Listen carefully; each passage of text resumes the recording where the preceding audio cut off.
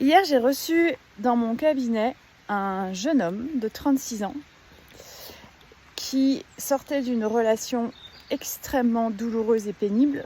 En fait, il s'est fait tout simplement jeter comme un malpropre par la femme avec laquelle il venait juste d'avoir un enfant. Et évidemment, ça l'a complètement traumatisé. Parce que bon, je vous passe les détails et les circonstances de la situation, mais évidemment, ça l'a complètement bouleversé.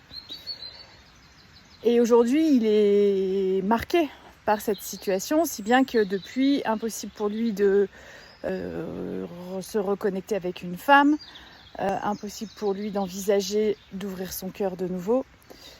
Et au-delà de ça, il commence à développer des formes de crise d'angoisse et voilà, ça devient très très très compliqué pour lui. Alors évidemment, on ne va pas changer les événements, on ne va pas changer le passé, on ne va pas changer ce qu'il a vécu.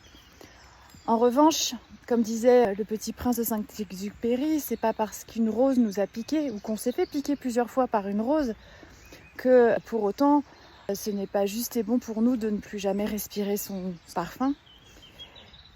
Et finalement, cette expérience, au regard de ce qu'il m'expliquait, de la, entre guillemets, la nature de cette femme qui l'a quittée et trompée, peut-être que c'était la meilleure chose qui pouvait lui arriver de sa vie finalement, parce qu'il se serait enfermé dans une situation qui ne lui correspondait pas, avec quelqu'un qui ne lui correspondait pas.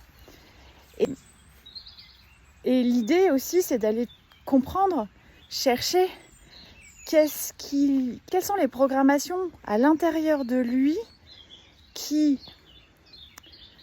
ont généré en quelque sorte la situation, parce qu'évidemment il s'est fait piquer plusieurs fois par différentes roses.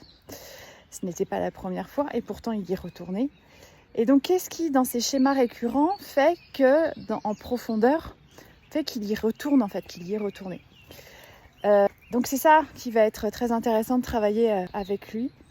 Donc l'idée, l'objectif, c'est non pas évidemment de changer le passé, comme je disais tout à l'heure, mais de rendre pour lui la situation neutre et qu'il puisse faire de cet événement, de cette expérience,